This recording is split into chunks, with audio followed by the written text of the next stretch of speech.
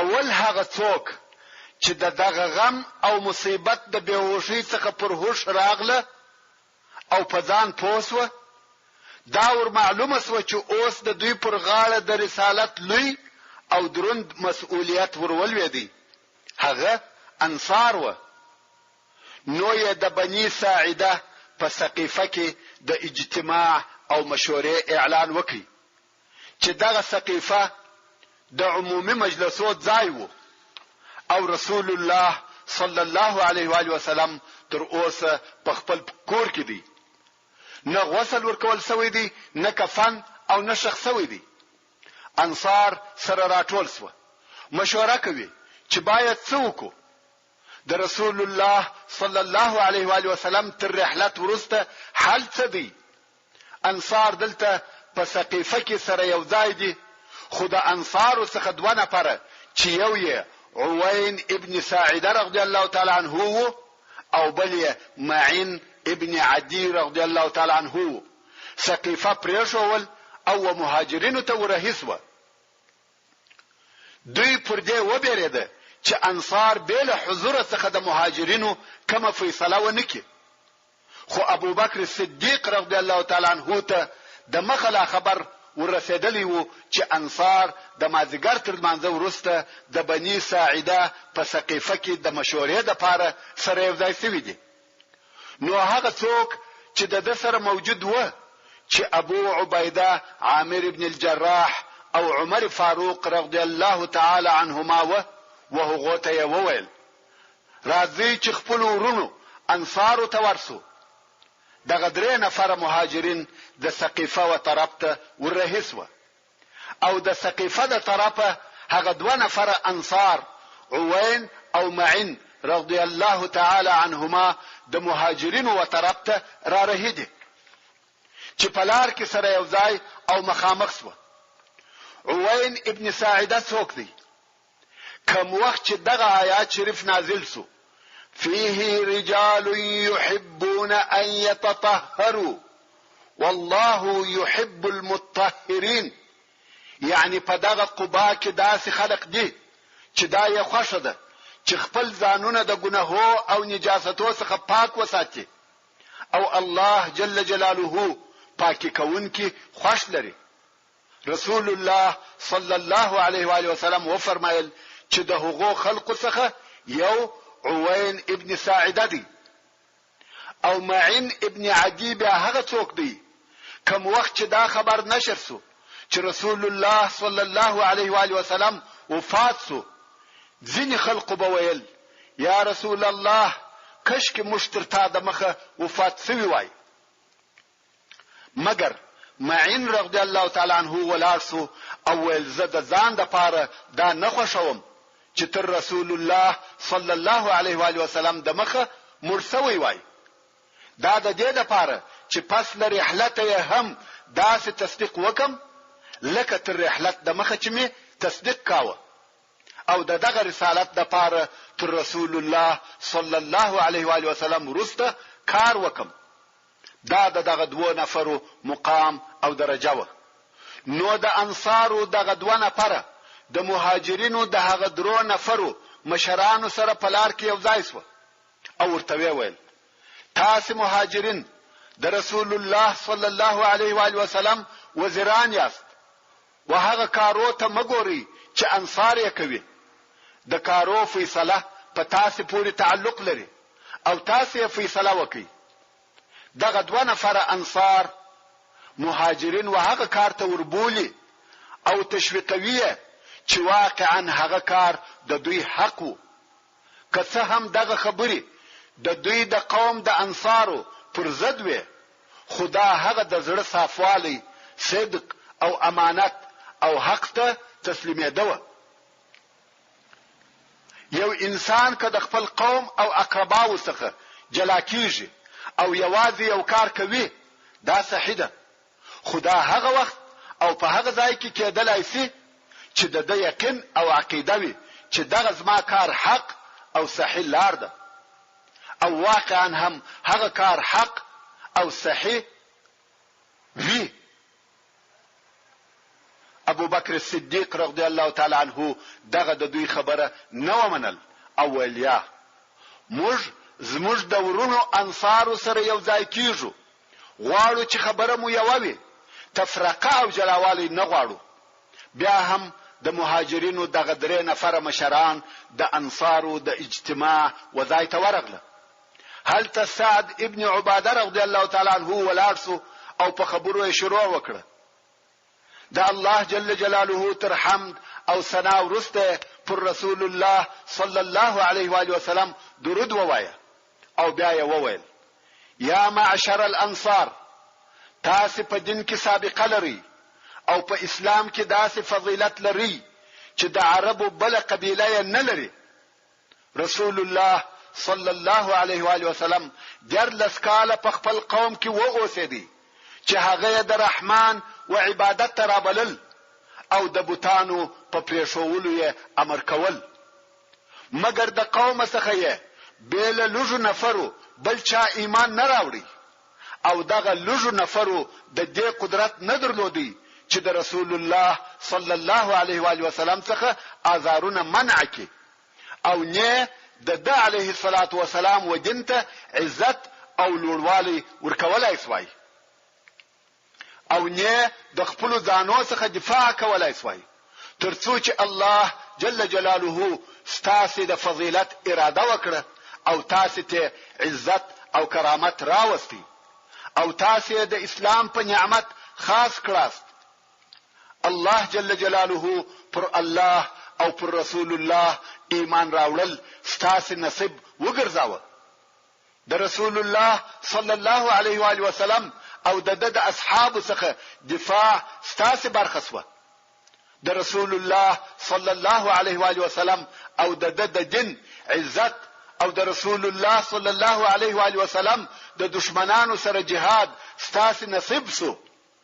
تاسو واست چې تر بل چا د علیه الصلاة والسلام پر دشمنانو شدید واست، ترڅو چې عرب که خوش و که ناخوش د الله جل جلاله د امر تابع سو او الله جل جلاله ستاسو په واسطه وخپل رسول ته ځکه تابع کړه.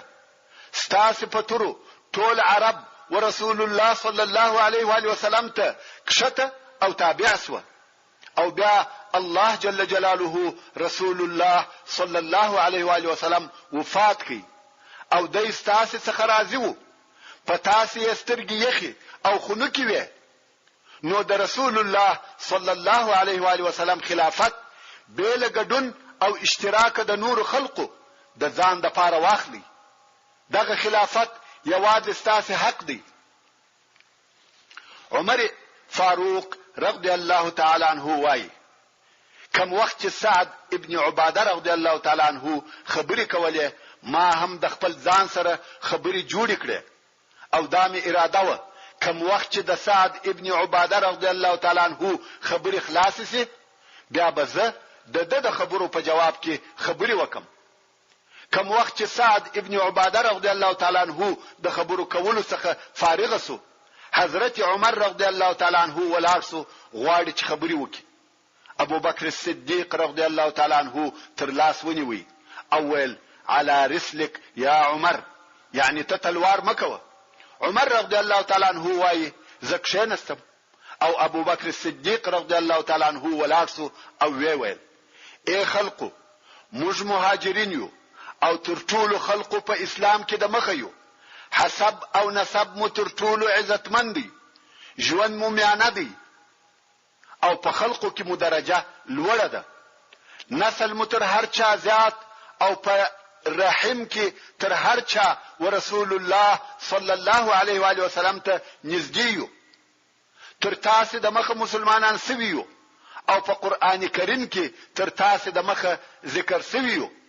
الله تبارک وتعالى فرمایي والسابقون الاولون من المهاجرين والانصار، موږ مهاجرین یو، تاسو انصار یاست، په دین کې زموږ ورونه یاست، په فید او غنیمتو کې زموږ شریکان یاست، پر دشمن زموږ کومک کوونکي یاست، ځای مراقي زموږ غم شریکي مو وکړه.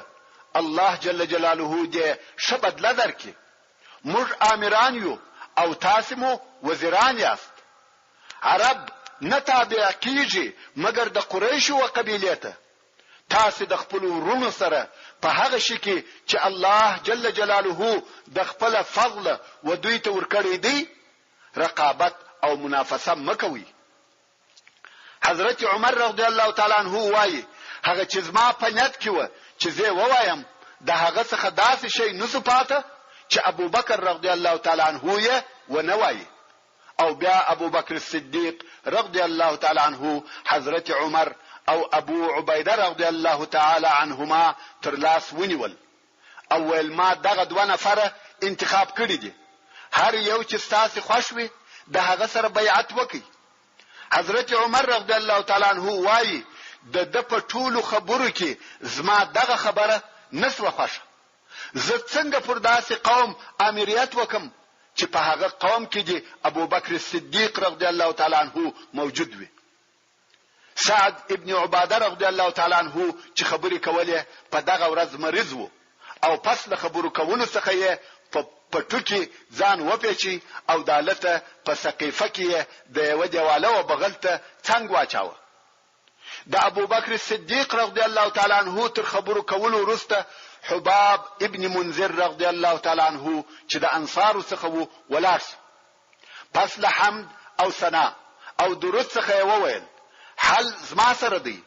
هغه دا چې یو وار دی امیر زموږ د طرفه څخه وي او بل وار ستاسو، یعنی خلافت به په نوبت کو.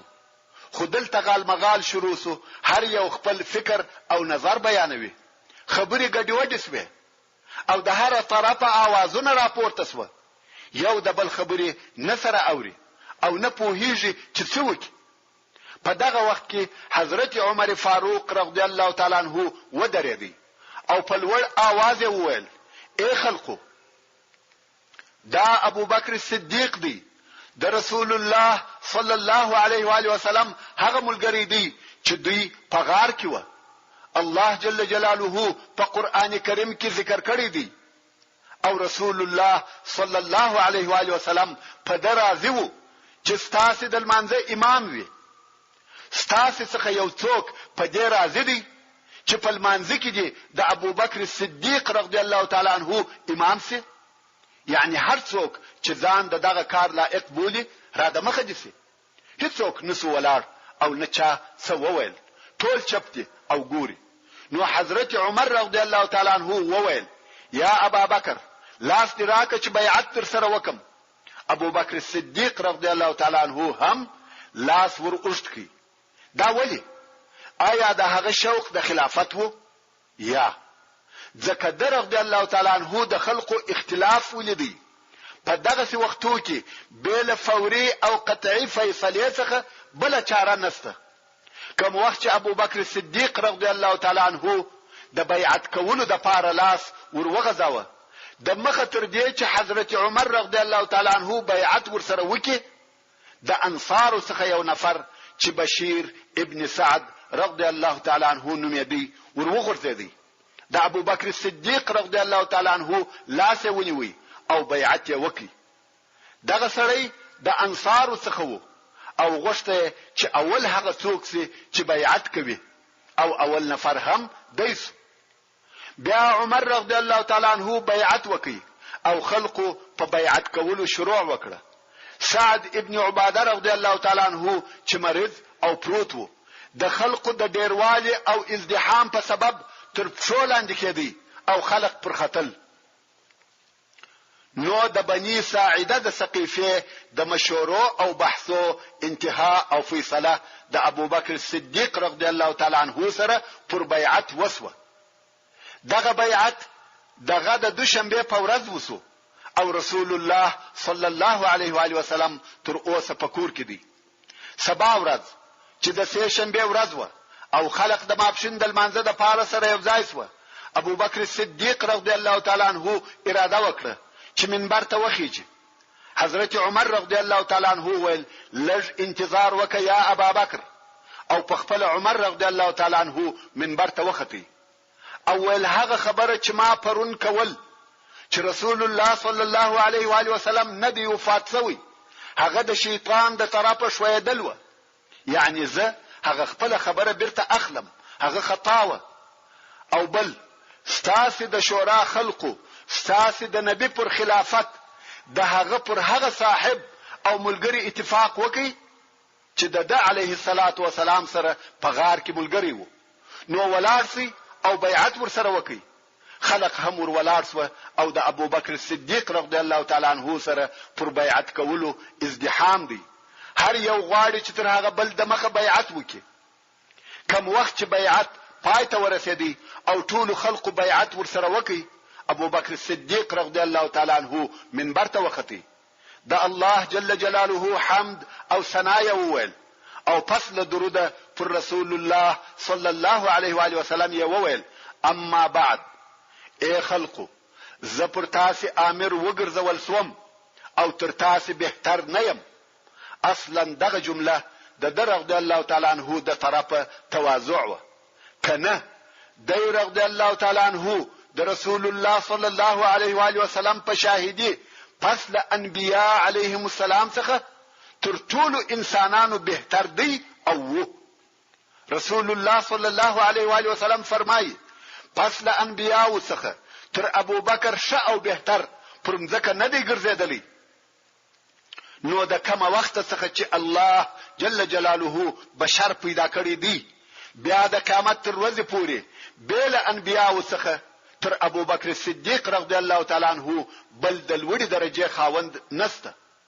اوس ابو بکر صدیق رضی الله تعالی عنہ خپل ختمه شه یا د خپل حکم طرز او طریقه بیانوي چې زما حکم به څنګه وي. نو یې وویل: کمی شکول کومت وکوي او کمی مخالف یا کوژ کار کاوه، تاسو می پر لار برابروي. رښتیا ویل امانت دی او دروغ ویل خیانت دی.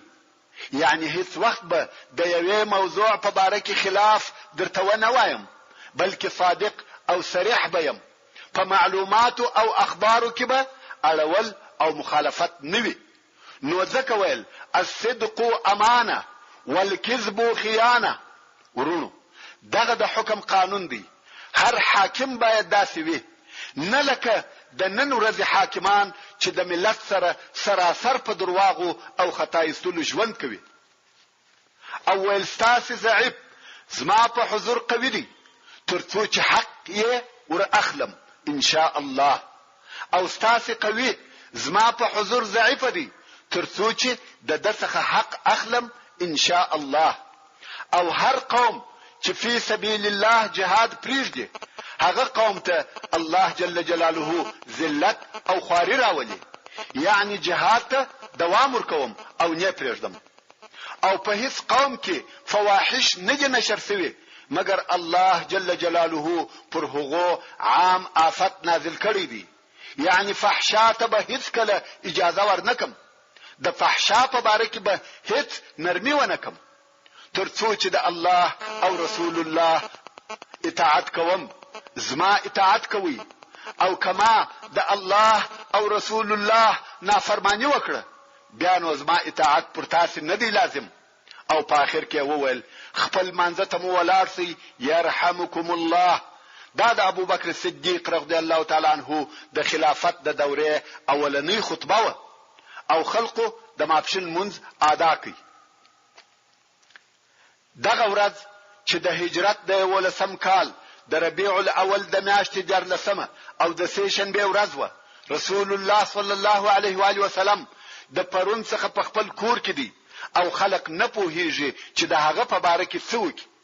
خو په دغه ورځ د رسول الله صلی الله علیه و آله وسلم اهل بیت د علیه الصلاة والسلام د غسل او شخیدو نیت وکړي. نو علی ابن ابي طالب، عباس ابن عبد المطلب، فضل ابن عباس، قسم ابن عباس، اسامه ابن زید، شقران مولى رسول الله صلی الله علیه و آله وسلم رضی الله تعالی عنهم اجمعین سره یو ځای شو چې رسول الله صلی الله علیه و آله وسلم ته غسل ورکړي. دا خبر د رسول الله صلی الله علیه و آله وسلم د اصحاب څخه یو نفر ته ورسېدی چې د انصار او اهل بدر څخه وو، او اوس ابن خولین نومېدی. دغه اوس رضی الله تعالی عنہ ورغلی او اجازه وغوښته. علي رضی الله تعالی عنہ ورته راووتی. اوس رضی الله تعالی عنہ ویل یا علي د الله د پاره او په هغه صحبت چې زه د رسول الله صلی الله علیه و آله وسلم سره لرم او په سبب د هغه حصے چې موږ انصار یې د رسول الله صلی الله علیه و آله وسلم څخه لرو اجازه راکړه چې د رسول الله صلی الله علیه و آله وسلم په غسل کې کومک در سره وکم. نو اوس ابن خولی رضی الله تعالی عنہ چې د انصار څخه وو هغه هم د رسول الله صلی الله علیه و آله وسلم په غسل ورکولو کې حصہ واخیسته. اوس دوی غواړي چې رسول الله صلی الله علیه و آله وسلم ته غسل ورکړي مګر نه پوهیږي چې څنګه وکړي. آیا کالی ځنی وکاشي لکه د نورو خلقو سره چې دا کار کیږي او که د خپل کالو سره غسل ورکړي چې دا کار بیا هغه د غسل د عادت څخه مخالف وو. ډېر متحیر او په فکر کې سو کښینسته نه پوهیږي چې څه وکړي. په دغه وخت کې پر ټولو د خوب یو پریشانی راغله. ټول بده سو.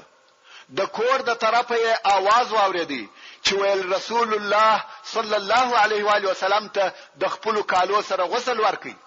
دوی راوښتو او هر یو وهغه بل توای دغه आवाज دی واوریدي ویل هو دا د الله جل جلاله د طرفه هاتفي आवाज وو چې ودوی ته لارښوونه وکړه. نو یې رسول الله صلی الله علیه و آله وسلم ته د خپل کالو سره غسل ورکړي. عباس رضی الله تعالی عنہ او د دوه زامنو فضل او قسم د رسول الله صلی الله علیه و آله وسلم جسد پر لاره اسامه او شقران او بورته ویلې. علي رضی الله تعالی عنہ پرولي او رضی الله تعالی عنہ وخپل زګر ته تکه کړی وو. رسول الله صلی الله علیه و آله وسلم ته غسل ورکول سو. بیا په دروس پینو ټکرانو کفن ورکړ سو. پس له غسل او کفن څخه وخلقته د جنازې د منځه اجازه ورکړ سو چې پر رسول الله صلی الله علیه و آله وسلم د جنازې المنځ ادا کړي. لس نفر مبارک حجرې ته ور داخليده او المنځ ادا کاوه. دغه المنځ په جمع یا د یو چا په امامت نو بلکې هر یو جلال منځ کاوه. اول د رسول الله صلی الله علیه و آله وسلم اهل بیت المنځ ادا کړي. بیا مهاجرینو او بیا انصارو المنځ ادا کړي. تر نورانو ورسته شذو په دغه طریقه سره یعنی به امامه او به جماعته په انفرادي شکل سره المنځ ادا کړي او بیا کوچنیانو المنځ ادا کړي. دغه د جنازې د المنځ په ادا کولو کې د سه شنبه ورځ ټوله تیر سو او د چهارشنبه شپه داخله سو. اوس بیا د رسول الله صلی الله علیه و آله وسلم اهل بیت په فکر کې سو چې جسد مبارک چیرې شخ کې.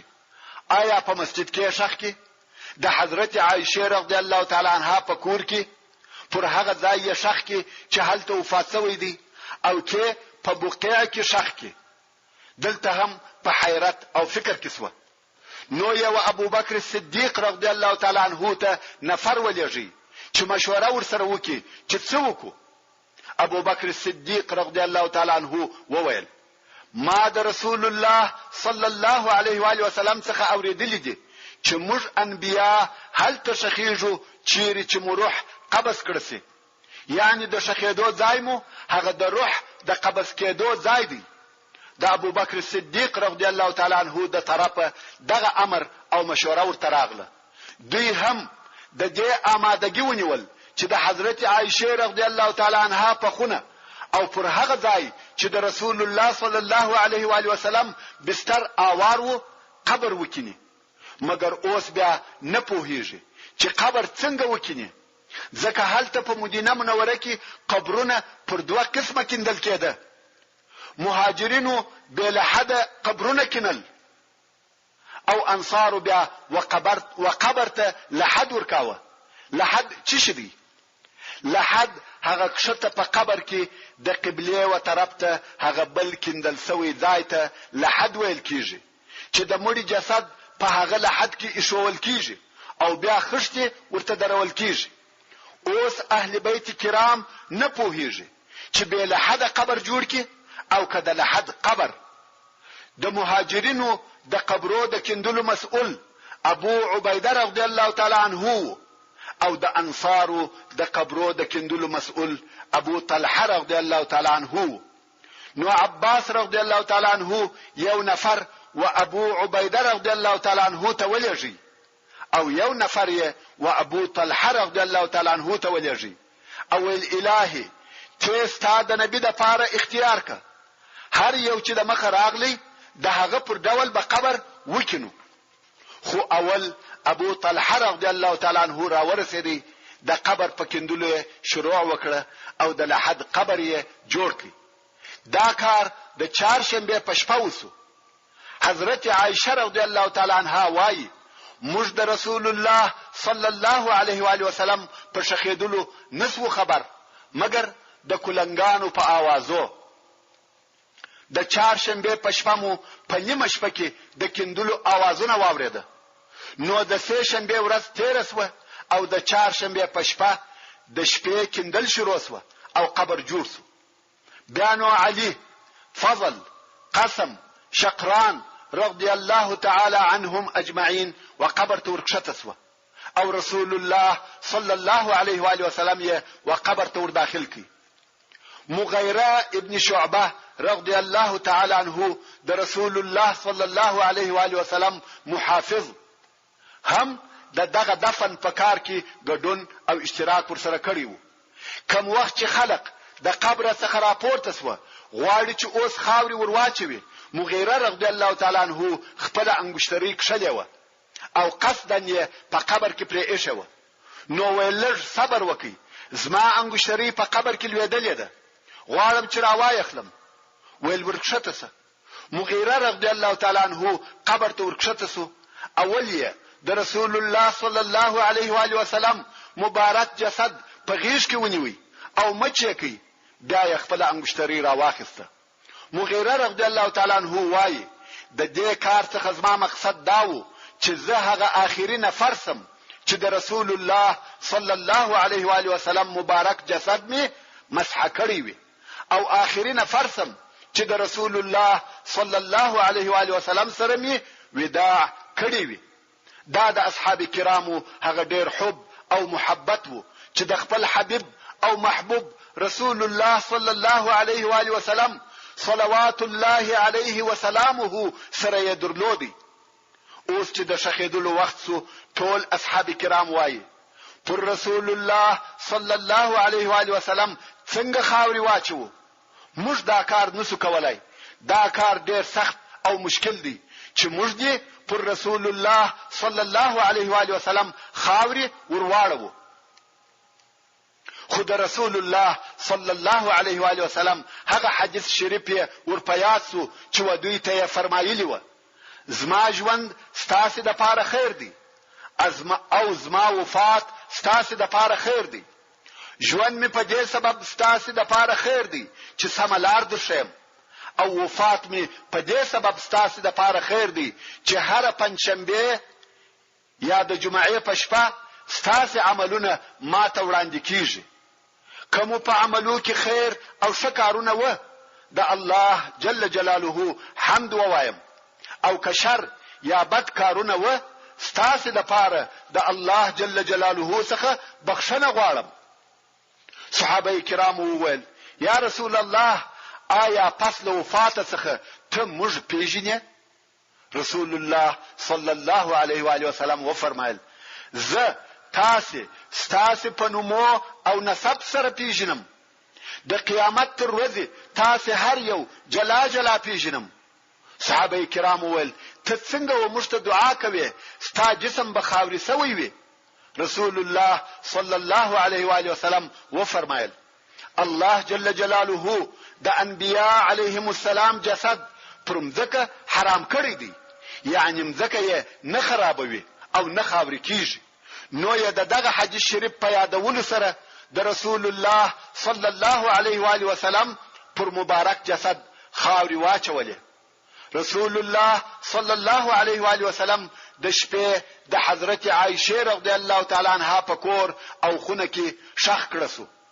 حضرت علی رضی الله تعالی عنہ خپل کور ته ولاړی چې هلته فاطمه الزهرا رضی الله تعالی عنها د رسول الله صلی الله علیه و آله وسلم لور ډیر شدید جړل او ویل یا علی ستاسو زړه څنګه قبلول چې پر رسول الله صلی الله علیه و آله وسلم خاوري واچوي، دا مو څنګه په وسه پرسوه چې پر رسول الله صلی الله علیه و آله وسلم خاوري ورواړوي. انس ابن مالک رضی الله تعالی عنہ وای د دوشنبه په ورځ رسول الله صلی الله علیه و آله وسلم مدینه منوره ته راغلی او هر شی پروشانه سو او د دوشنبه په ورځ رسول الله صلی الله علیه و آله وسلم په مدینه منوره کې رحلت وکي او هر شی تاریک سو. اوس نو په مدینه منوره کې حالات څنګه و؟ صحابه کرامو یو د بل سره خبرې نه کولې، وایي موږ خپل کورو ته ولاړو، ځکه تغیر کړی وو، د خپل شذ سره مو خبرې نه کولې، هر یو په خپل بستر کې ناست یو او ژاړو، خوب نسته، موږ یو او ژړا د ځانو سره وایو زموږ محبوب رسول الله صلی الله علیه و آله وسلم چیرې دی؟ مگر مرګ حق دی، ټول انسانان نه بلکې ټول موجودات به دغه پیاله نوشوي. دغه شپه تیره سوه، د سپېدو د چاودلو سره د سهار د اذان وخت سو. حضرت بلال رضی الله تعالی عنہ راغلی غواړي چې اذان وکړي، خو په اذان کې چې ودې ځای ته ورسېدی اشهد ان محمدن رسول الله د ډیر ژړا څخه نسی پوره کولای. هر څه کوشش وکړي چې دغه د شهادت کلمه ووایي، خو ژړا د دغه کلمې د پوره کولو وخت نه ورکوي. دا هغه کلمه و چې د رسول الله صلی الله علیه و آله وسلم په حضور او وجود کې به ویل، او اوس هغه محبوب نسته. نو ابو بکر صدیق رضی الله تعالی عنہ ته ورغلی او د اذان د کولو څخه معافظنی وغوښته. ورونو د رسول الله صلی الله علیه و آله وسلم د وفات غم او مصیبت داسې لوی او عظیم مصیبت دی چې بل هیڅ غم نسی ورسره برابرېدلی. په دغه رحلت آسمانی وحی قطع اسوه. رسول الله صلی الله علیه و آله وسلم هغه مبارک ذات وو چې د آسمان نه بلکې د آسمانو د صاحب او خالق الله جل جلاله حال یې راتوایه. رسول الله صلی الله علیه و آله وسلم هغه ذات وو چې د الله جل جلاله اوامر یې د الله جل جلاله تر بندگانو پورې رسول. دا کوچنی مسأله نه ده، لږ عمیق فکر غواړي. هغه اوامر چې رسول الله صلی الله علیه و آله وسلم راته بیانول د یو حاکم یا پاچا امرونه نه و، بلکې د الله جل جلاله خالق الكون والکائنات اوامر و. د رسول الله صلی الله علیه و آله وسلم سره د اصحاب کرامو حب او محبت فقط په دغه مکان او په دغه زمان پورې نه و خاص، بلکې دغه حب ابدي او دائمي و. پس له ډیرو کلو د هغه نه هېرېدونکي حبیب صلی الله علیه و آله وسلم سره د دوی حب او محبت پر هغه حال پاته او باقی و. د مثال پر قسم به دغه یو قصه درته رانقل کم. څرنګه چې د رسول الله صلی الله علیه و آله وسلم تر رحلت وروسته بیا هم جهاد دوام درلودي او ډیره فتح وسوه. مسلمانانو د حضرت عمر فاروق رضی الله تعالی عنہ په خلافت کې شام او بیت المقدس فتح کړه او هلته د مسلمانانو هغه څلور لوی لشکري سره یو ځای شوه چې حضرت عمر رضی الله تعالی عنہ د شام د فتح کولو د پاره لېږلي وي. قصه داسې و، د شام ټوله منطقه فتح شوه مګر د بیت المقدس نصاراو وویل موږ قدس شریف بیل خلیفه څخه د مسلمانانو وبل چاته نور تسلیمو. نو حضرت عمر رضی الله تعالی عنہ په خپل د مدینه منوره څخه و بیت المقدس ته ورغلی او هغه فتح کړ او بیا یې امر وکړي چې د مسلمانانو هغه لشکري چې شاوخوا په شام کې نشر شوي دي ټول د سره یو ځای سي او زه به هم هلته ورسم.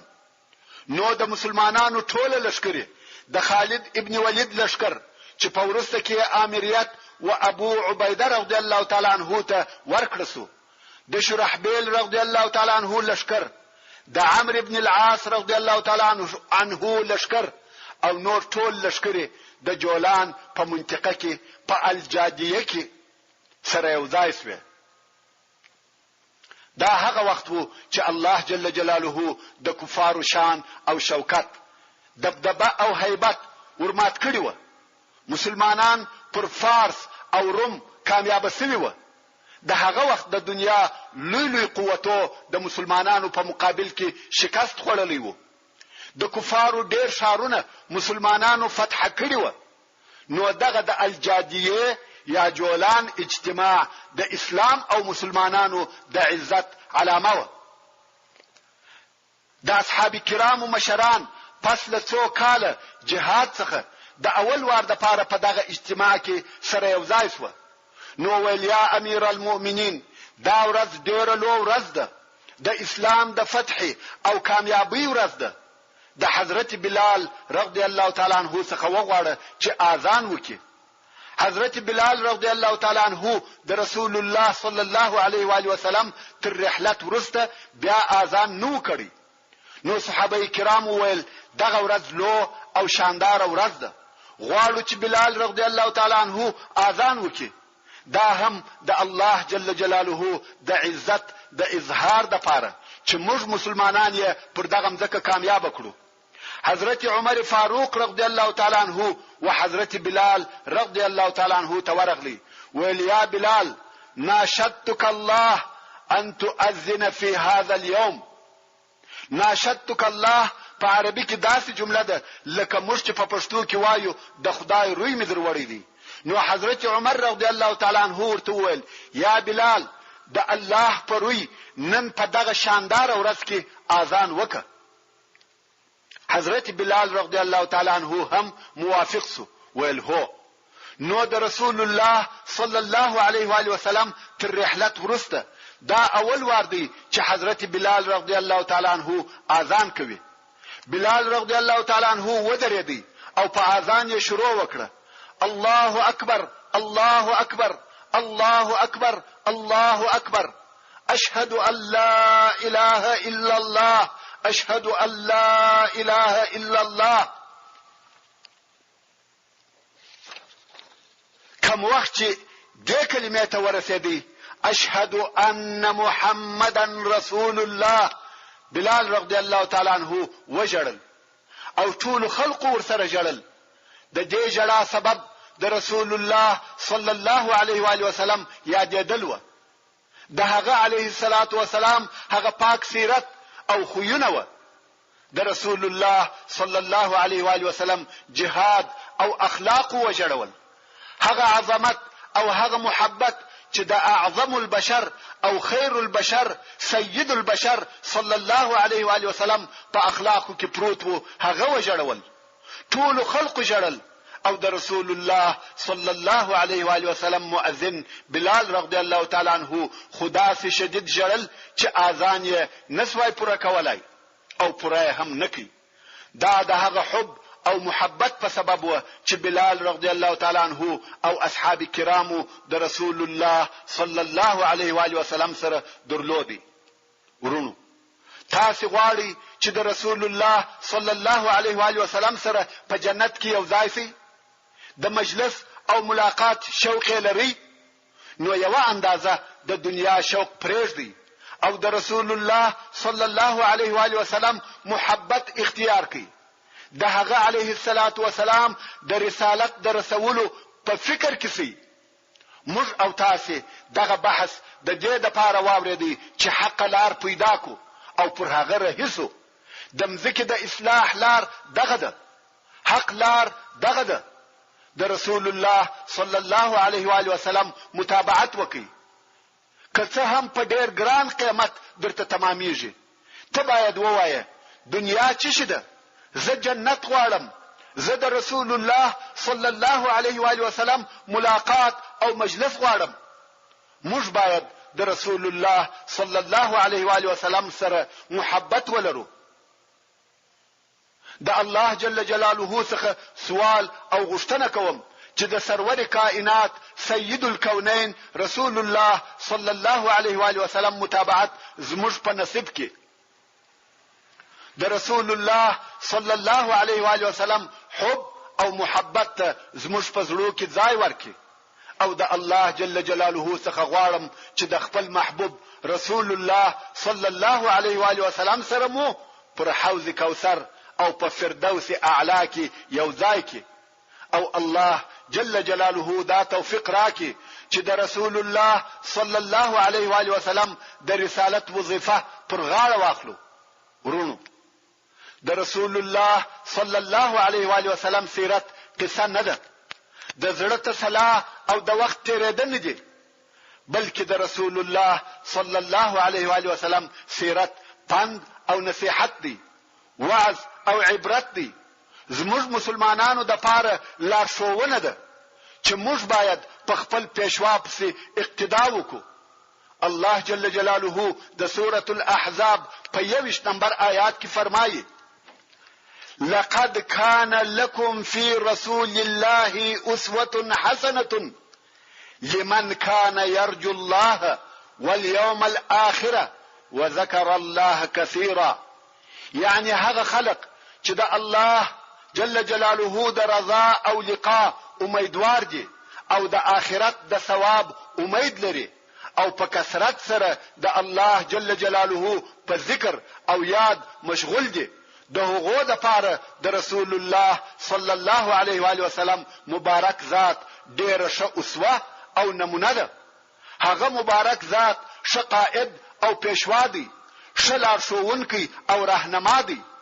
دوی باید په عباداتو او معاملاتو، په خوړلو چښلو او اغوستلو، حرکاتو او سکناتو، جود او سخا، صبر او تحمل، بلکې په هر حرکت ناسته او ولاړه کې د دغه جامع الصفات ذات محمد مصطفی صلی الله علیه و آله وسلم پر طریقه حرکت او رفتار وکي او په ټوله حیات کې د علیه الصلاة والسلام متابعت وکي او په ښه ډول سره یې زده کړي. ورونو د رسول الله صلی الله علیه و آله وسلم واقعي محبت په خطبو او نصیحتو، درسو او قصو، اشعار او نعتو، حتی د مولد په مجالسو کې نه دی، بلکې د محمد مصطفی صلی الله علیه و آله وسلم واقعي او حقيقي محبت د هغه علیه الصلاة والسلام په متابعت کې دی. د رسول الله صلی الله علیه و آله وسلم په لارښوونه پسې اقتدا کول او د علیه الصلاة والسلام د اوامر عمل کول د رسول الله صلی الله علیه و آله وسلم متابعت دی. الله جل جلاله د سورة آل عمران په 11 نمبر آیات کې فرمایي: قل ان كنتم تحبون الله فاتبعوني يحببكم الله ويغفر لكم ذنوبكم. يعني اے محمد صلی الله علیه و آله وسلم دوی ته ووایه کچیر تاسو د الله جل جلاله سره محبت لري یا محبت کوي نو زما متابعت وکي چې الله جل جلاله به هم تاسو خوش ولري او تاسو ته به تاسو ګناهونه درو بخشي. وروره متابعت بیل واقعي او صادقه محبت څخه په وجود نصرات لای د رسول الله صلی الله علیه و آله وسلم سره واقعي محبت درلودل تا د هغه علیه الصلاة والسلام و متابعت ته ورجذبوي او وربولي. کته د رسول الله صلی الله علیه و آله وسلم محبت غواړي څلور شی دي چې تاسو سره د رسول الله صلی الله علیه و آله وسلم په محبت درلودلو کې کومک کوي. یعنی څلور شی دي چې د هغه په عمل کولو سره د رسول الله صلی الله علیه و آله وسلم سره ستا محبت پیدا کیږي او ذاتیږي او دغه محبت پتا کې د متابعت شوق زیاتوي. اول پر رسول الله صلی الله علیه و آله وسلم ډیر درود ویل. دوهم د رسول الله صلی الله علیه و آله وسلم د سیرت اوریدل او ویل، په هغه سره پوره ځان خبرول. دریم، د رسول الله صلی الله علیه و آله وسلم د طریقې متابعت کول. کته غواړي چې رسول الله صلی الله علیه و آله وسلم خوښ ولري او محبت ورسره زیات شي، متابعت یې کوه. څلورم، د رسول الله صلی الله علیه و آله وسلم د ښار مدینه منوره زیارت، خاصتا د روضه مبارکه. الله جل جلاله دې ما او تاسو د هغو کسانو څخه وګرځوي چې د رسول الله صلی الله علیه و آله وسلم سره محبت لري او د هغه علیه الصلاة والسلام پر طریقه رهوي او د هغه د رسالت د رسولو د پاره ژوند کوي او تر هغه د رسول الله صلی الله علیه و آله وسلم متابعت وکړو تر څو چې د الله جل جلاله په حضور کې دریږو. آمین ثم آمین ثم آمین. محترم ورونو، څنګه چې فتا پای ته ورسېده، زموږ پاته بحث به پراتلونکو د 40مه فته کې واوري ان شاء الله تعالی. وما توفيقي إلا بالله وهو السميع العليم. وصلى الله تعالى على خير خلقه محمد وآله وأصحابه وأهل بيته أجمعين.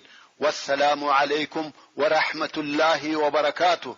سبحان ربك رب العزة عما يصفون وسلام على المرسلين.